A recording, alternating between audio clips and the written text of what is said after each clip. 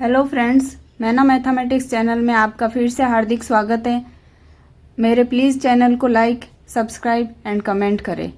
कल हमने number system पढ़ा था, मैथ्स का एक टॉपिक लिया था, उसी का ही अब नेक्स्ट पार्ट हमारा आज का भी नंबर सिस्टम ही रहेगा। तो आप अभी नंबर सिस्टम टॉपिक को वापस समझिए और ना समझ में आए कुछ कमेंट कीजिए मुझे और सजेस्ट कीजिए। तो हम अभी अपना टॉपिक स्टार्ट करते हैं, नंबर सिस्टम। कल भी आपने नंबर सिस्टम पढ़ा था और आपने प्यार दिया, इसके लिए धन्यवाद।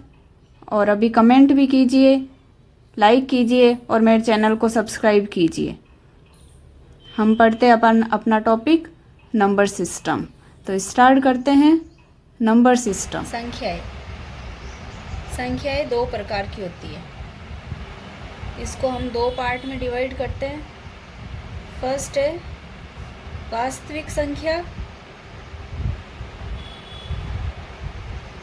जिसे रियल नंबर बोलते हैं। दूसरी है काल्पनिक संख्या। कौन सी है? काल्पनिक संख्या, जिसे इमेजिनरी नंबर बोलते हैं।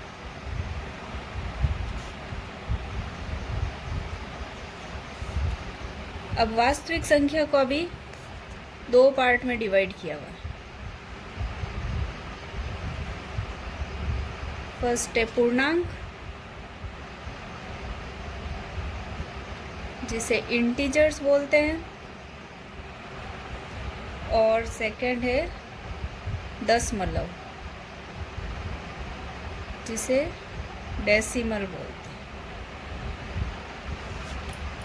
अब पूर्णांक संख्या को भी अनेक पार्ट में डिवाइड किया हुआ है। जैसे हम देखते हैं पूर्णांक में आ गई प्राकृत संख्या, पूर्ण संख्या, सम संख्या, विषम संख्या, अभाज्य संख्या, संयुक्त संख्या, सहअभाज्य संख्या और संपूर्ण संख्या। अब इनको इंग्लिश में क्या बोलते हैं? प्राकृत संख्या को बोलते हैं नेचुरल नंबर,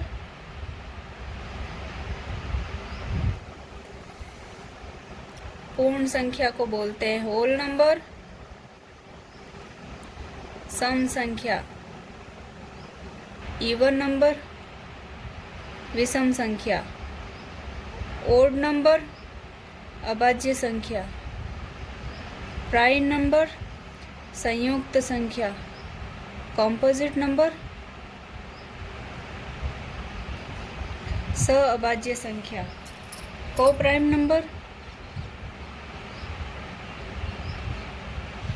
और संपूर्ण संख्या परफेक्ट नंबर। अब इसका वास्तविक संख्या का दूसरा पार्ट हुआ डेसिमल नंबर। डेसिमल दशमलव संख्या। दशमलव संख्या को भी दो भाग में बांटा हुआ है। वो होते हैं शांत दशमलव और दूसरा है अशांत दशमलव। शांत दशमलव को बोलते हैं टर्मिनेट डेसिमल,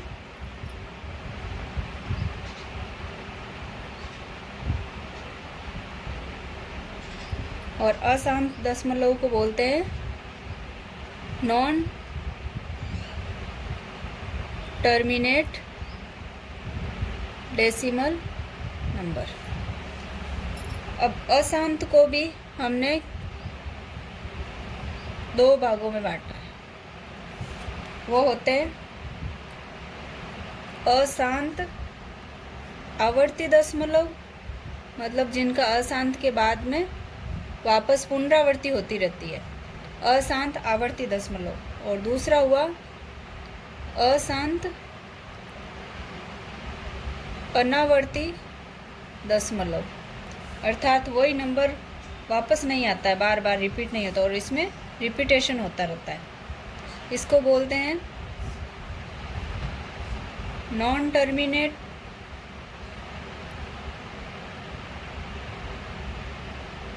डेसिमल नंबर, और इसे बोलते हैं non terminate repeating decimal number. Non terminate repeating decimal number और non terminate non repeating decimal number. अब इनको हम डिटेल से पढ़ेंगे। वास्तविक संख्या का दो भाग में बांटा हमने, पूर्णांक और दशमलव संख्या। पूर्णांक में हमने ये विभिन्न पार्ट देखे, प्राकृत संख्या, पूर्ण संख्या, सम संख्या, विषम संख्या, अभाज्य संख्या, संयुक्त संख्या, सअभाज्य संख्या और संपूर्ण संख्या। अब हम इसे जो पूर्णांक है उसे डिटेल से पढ़ेंगे। पूर्णांक हमें नंबर से ही पता चल रहा है कि इसका अर्थ क्या होता है, जिसका अर्थ होता है पूर्ण अंक। संधि विच्छेद करते हैं इसका, तो पूर्ण अंक, पूरे अंक होने चाहिए। सबसे पहला हमने कल भी पढ़ा था, प्राकृत संख्या हमने पढ़ी थी, सम पढ़ी, विषम पढ़ी, अभाज्य संख्या पढ़ी। इसको वापस से एक बार हम फिर से देखते हैं। पूर्णांक संख्या,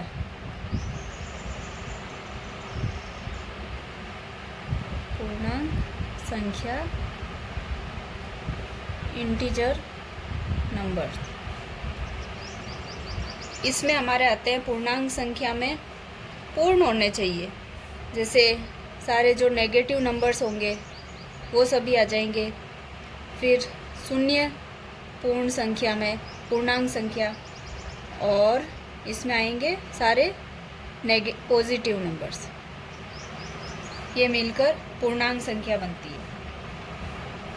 मतलब नंबर पूरा होना चाहिए, चाहे नेगेटिव हो या पॉजिटिव नंबर हो, उसको पार्ट में डिवाइड नहीं होना चाहिए। जैसे माइनस इन्फिनिट टू इनफाइनाइट तक, -1, -2, -3, 0, 1, 2, 3, 4 टू इनफाइनाइट। ये सारे नंबर्स पूर्णांक संख्या, इंटीजर नंबर होते हैं। फिर हम पढ़ेंगे इसके आगे, इसको जितने पार्ट में डिवाइड किया हुआ उनको अलग अलग से वापस पढ़ देंगे। फर्स्ट प्राकृत संख्या, नेचुरल नंबर। प्राकृत संख्या, इसको हम काउंटिंग नंबर्स भी बोलते हैं, जिसे हम काउंट करते हैं। जैसे 1, 2, 3, 4, 5 टू इनफाइनाइट। इसको पॉजिटिव इंटीजर्स बोलते हैं। इसके बाद सेकंड पूर्ण संख्या, होल नंबर। इस प्राकृत संख्या में जब हम 0 ऐड कर देंगे उसे होल नंबर बोलते हैं, जो 0 से स्टार्ट होती है। अर्थात जो 0 से प्रारंभ हो उसे पूर्ण संख्या बोलते हैं। नेक्स्ट 0 से प्रारंभ, जैसे 0, 1, 2, 3, 4 टू इनफाइनाइट, ये क्या होते हैं? Whole number. फिर नेक्स्ट थर्ड नंबर सम संख्या, इवन नंबर।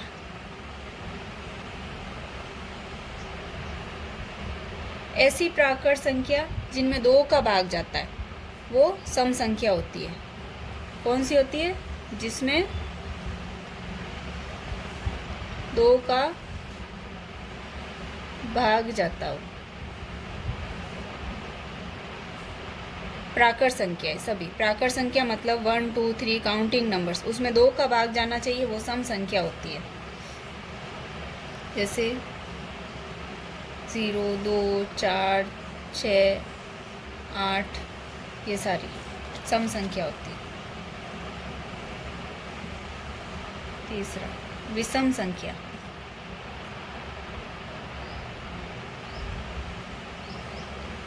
Odd number. सम संख्या के अलावा जो भी बचेगी वो विषम संख्या। जैसे विषम संख्या में ऐसी प्राकृत संख्या है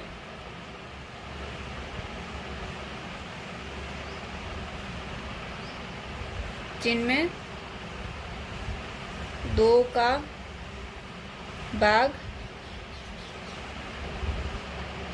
नहीं जाता हो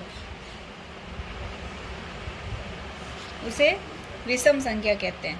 विषम संख्या में 1, 3, 5, 7 ये सारी विषम संख्या हो गई। फिर अभाज्य संख्या। पिछले वीडियो में भी हमने अभाज्य संख्या पढ़ी थी, एक बार वापस से पढ़ रहे हैं। प्राइम नंबर, नाम से ही पता चल रहा अभाज्य संख्या जिसका भाग नहीं जाता है, अधन भाज्य अभाज्य संख्या। वह प्राकृत संख्या जिसमें एक और स्वयं के अलावा और किसी का भी भाग नहीं जाता है उसे अभाज्य संख्या कहते हैं। अर्थात एक में तो सभी का भाग जाता है और उस खुद का संख्या का ही भाग जाना चाहिए, उसके अलावा किसी भी संख्या का भाग नहीं जाना चाहिए। अर्थात इसके 2 ही गुणनखंड होते हैं। तो परिभाषा हम लिखेंगे, वह प्राकृत संख्या जिसमें एक तथा स्वयं के अलावा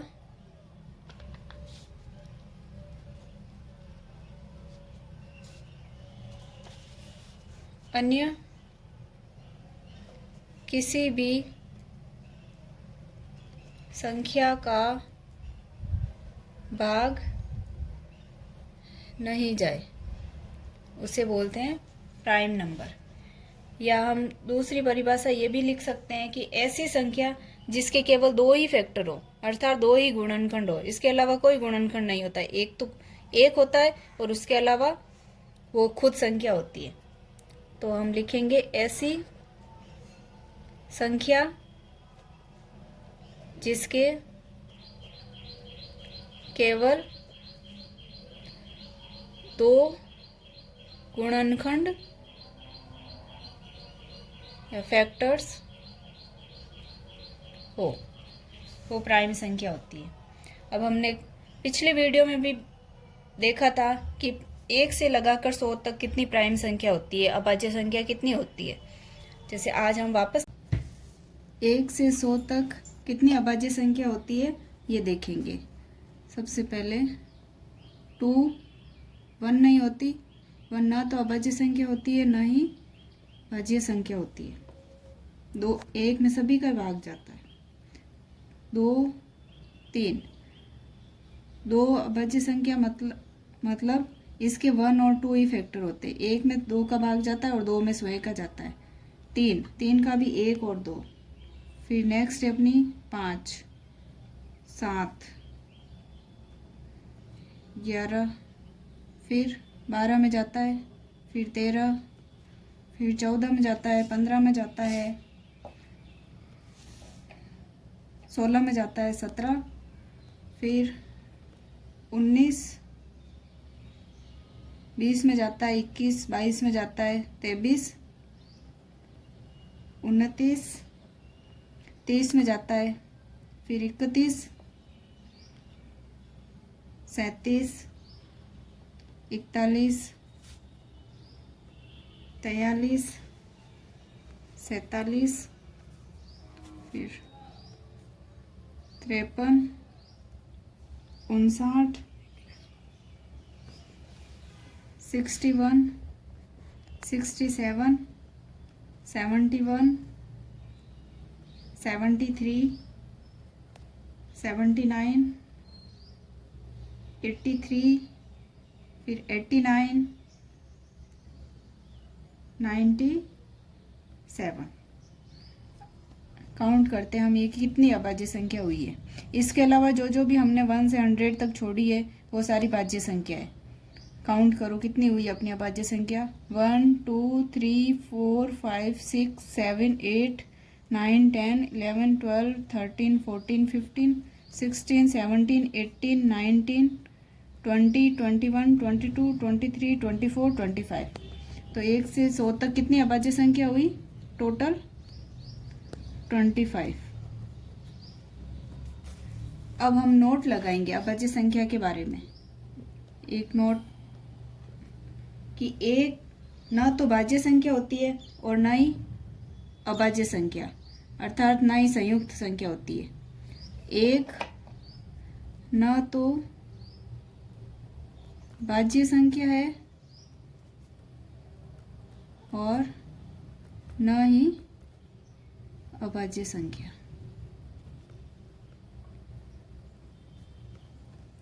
भाज्य संख्या को ही संयुक्त संख्या बोलते हैं। ये हमारा फर्स्ट नोट हुआ और ये सेकंड नोट। सेकंड नोट में अब आप इसमें नोट करो, देखो 2 के अलावा कोई भी सम संख्या है क्या? इवन नंबर है? नहीं है। तो एक दो ही एक ऐसी सम संख्या है जो अभाज्य संख्या है। इसके अलावा कोई भी सम संख्या अभाज्य संख्या नहीं होती है। तो हम लिखेंगे 2 एकमात्र सम अभाज्य संख्या है। इसके आगे हम पढ़ेंगे नेक्स्ट कौन सी संख्या आई? संयुक्त। अभाज्य संख्या आ गई, अब आएगी संयुक्त संख्या। संयुक्त संख्या को ही भाज्य संख्या बोलते हैं और यही इसी को ही कंपोजिट नंबर बोलते हैं।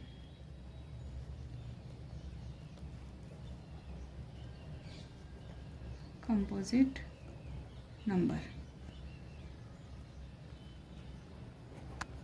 ऐसी संख्या जिसके 2 से अधिक फैक्टर हो, अर्थात 2 से अधिक गुणनखंड हो, वो कौन सी होती है? भाज्य संख्या होती है।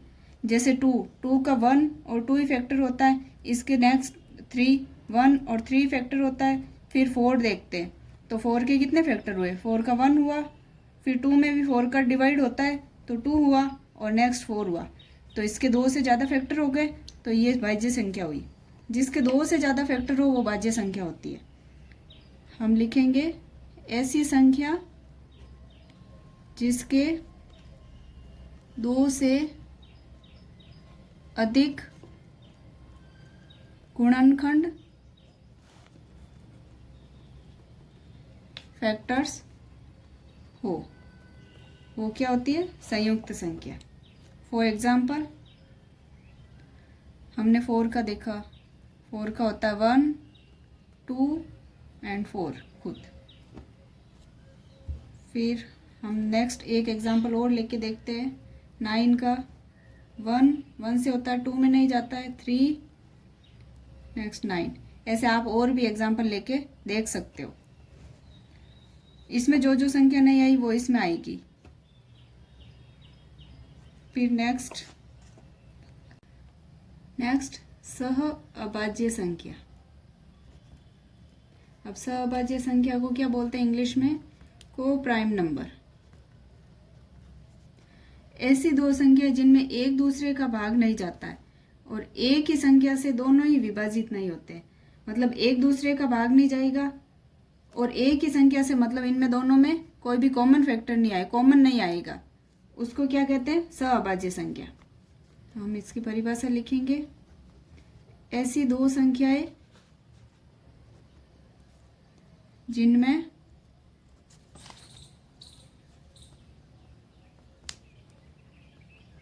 एक दूसरे का भाग नहीं जाता है और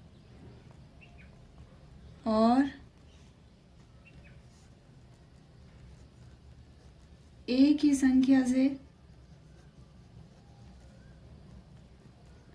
दोनों विभाजित नहीं होते। अर्थात इनका HCF क्या होना चाहिए? 1 होना चाहिए। कॉमन नहीं आने चाहिए उन दोनों संख्याओं में से। वो सहअभाज्य संख्या होती है। जैसे फॉर एग्जांपल लेंगे हम 7 8। अब 7 में 1 और 7 से ही डिवाइड होता है। 8 में इन दोनों में से एक दूसरे का भाग नहीं जाता। 7 में 8 का नहीं जाता, 8 में 7 का नहीं जाता और दोनों में से कुछ भी कॉमन नहीं आ रहा है। नेक्स्ट एक एग्जांपल देखेंगे 21 24। अब इसमें देखो 1 का जा रहा है, 3 का जा रहा है, 7 का जा रहा है और इसमें 1 2 3 इनका जा रहा है, 24 का जा रहा है। तो इसमें 3 का भी जा रहा है, इसमें भी जा रहा है और इसमें भी जा रहा है। तो ये क्या? सहअभाज्य संख्या नहीं हुई और ये सहअभाज्य संख्या है। नेक्स्ट हम पढ़ेंगे संपूर्ण संख्या। परफेक्ट नंबर ऐसी संख्या जिसके सभी गुणनखंडों का योग उस खुद संख्या को छोड़कर उस संख्या के इक्वली हो, उसको संपूर्ण संख्या कहते हैं। अभी हम एग्जाम्पल से वापस समझेंगे। इसकी परिभाषा लिखते हैं, ऐसी संख्या जिसके सभी गुणनखंडों का, जितने भी इसके फैक्टर हो रहे हो, फैक्टर्स का योग, इन सभी जितने भी इनकी कोई भी संख्या हमने ली उनके फैक्टर्स करेंगे, उन फैक्टर्स का सम करेंगे, फिर देखेंगे उस संख्या के इक्वल नहीं आना चाहिए, सॉरी इक्वल आना चाहिए। संख्या का योग मतलब स्वयं उस संख्या को छोड़कर।